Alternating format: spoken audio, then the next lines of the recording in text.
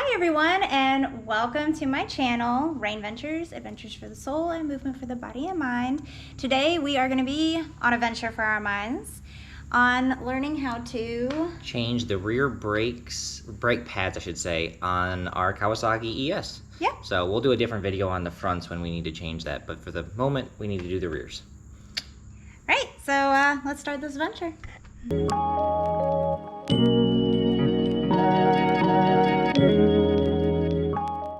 Alright, so the tools needed are an impact, or you can just do it by hand, 17mm to get the lug nuts off, and then you need a 5mm Allen wrench and an 8mm Allen wrench, and then screwdriver, and if you want to have pliers in case, but that's pretty much it, and obviously a floor jack. So that's going to be the first thing Bailey's going to do. She's going to go lift up the machine. Yay! She's starting to lift it up. She's got to get the back tires completely off the ground, so then she can remove the wheel off of it. And she has the wheels off the ground now, so now she's going to come over, grab the impact, and undo the lug nuts.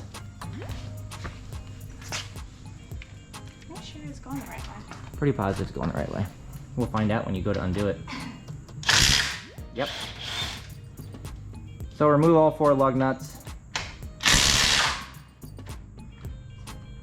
So she has all the lug nuts removed. She is now going to try and take the tire off. This might be a part where I have to help her lift the tire off, but we'll see if she can do it. Get strong. Ooh, she did it. All right, just put that to the side, and then we'll show you the next step. All right, so she has the wheel off, and now she's gonna be removing this bolt right there, and then also that one right there. So once she removes those, we will then show you how to remove the caliper. She's kind of failing at the impact at the moment. And now I got a nasty look. So she's gonna switch to the 5mm now. That was the 8. Now she's going to the 5. Alright, she's now doing the 5mm. Okay, this is gonna be the part that's a little bit tricky. You now have to work getting this to come up and out so you can actually get to the brake pads, which are obviously right there. So we're gonna try to film this the best we possibly can. Okay, that actually worked really easily. So you're just gonna pull this out just like this. It's a little bit of a tight pull until you get it around. Wow, we have a lot of dirt. But by removing that one screw, it gives you enough access to your brake pads. And once again, we have a lot of dirt in there. But if you come on this side now, you can remove this brake pad right here.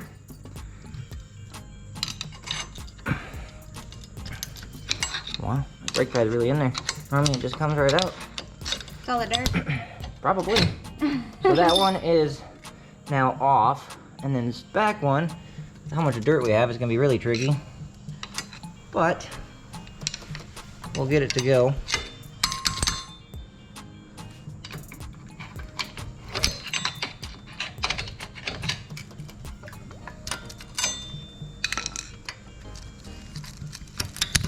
Alright, so both brake pads are done. We're gonna clean this up really quickly, and then we'll get back to you for the next part. Alright, so you can see that these brake pads had absolutely nothing left of them at all. These are the new ones. They're completely all brass. For our riding and area, this is supposed to be supposedly the best ones. They aren't supposed to break quite as well, but hopefully we'll find out about that and we'll let you know. So the next thing she's gonna do is she's gonna go remove the cap on the front of the machine. She'll show you where that is. She's tripping. Whatever. All right, she's gonna remove the cap that's right there. That way, yep, just untwist it. Releases the pressure in the system, so that way when you push the caliper back in, it's easier to do. All right, so the next step is, if you have a second person, it's easier. She's gonna pull it back. Inside here, you actually have the piston, and the only way of getting this piston to go in is you have to twist it and push in at the same time. A lot of other ones you can just push straight in. Not with Kawasaki. It's kind of funny how it works. You get it pushed in all the way. That way when your new brake pads go on, it'll fit over top of them. Alright, so I know it's kind of hard to see, but I'm trying to do a close-up. It's all the way pushed in. That way now when you put the brake pads back in, it'll work. Now we're going to actually go on to installing the brake pads. So at the moment, Bailey is trying to insert the brake pad on that side. I don't think I have Kind of hard to right. film. I might have to switch with her and try to do that part of it.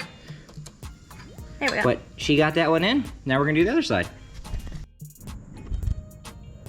Yeah. Nope, the other way. Nope, the other way. There you go.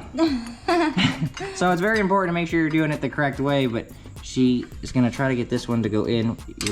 Oh, there she goes. She got it. So both of our brake pads are back in. Now we're just going to slide this back over top, down. Got to shift it over a little bit, push it back down, and now we're just gonna have her put the 2 bolts back in. Yay!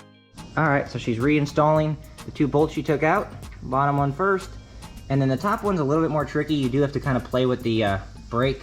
And one thing I forgot to mention, make sure your emergency brake is off when you go to do this. If it's on, you will not be able to move that brake. All right, so we always put it in by hand first, that way it threads in correctly. We don't take a chance of cross-threading.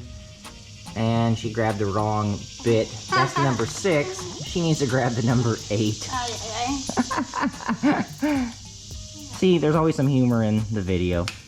Yeah. But that's part of learning. That's kind of my fault too. Are you sure? Oh, yeah. That's... Am I sure? Alright, now she's just going to reinstall the tire.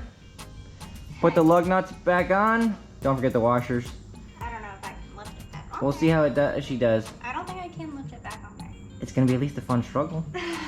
For me. I don't think I can. I don't even see where it goes. Alright, I'm going to help her. Alright, she's putting the lug nuts back on. After she does that, the only step she has to do is go and put the cap back on in the front. And then obviously, guys, one thing that I want to mention is that if you guys go to obviously brake, you're gonna have to pump the brakes a few times in order to get the air out of the lines. So don't forget that. If you do that, we've done it before on my cousin's Kawasaki, and it's kind of funny. He's like, I have no brakes, I have no brakes. So kind of funny thing to do, but that's pretty much it. It's pretty simple and easy to change. Like I said, we'll do one for the fronts when we have to change our fronts. We're hoping that the brass ones are going to last longer because we only have about 260 miles on the machine, and the rear brake pads have absolutely nothing left. So we were almost to where we were going to start eating into the rotor. So we'll let you guys know how the brass goes. Yeah. Other than that, That's it. that's pretty much it. I hope you enjoyed this video. I hope it was helpful and informative in some way, shape, or form. And if so, please comment, like, and subscribe. Bye, guys.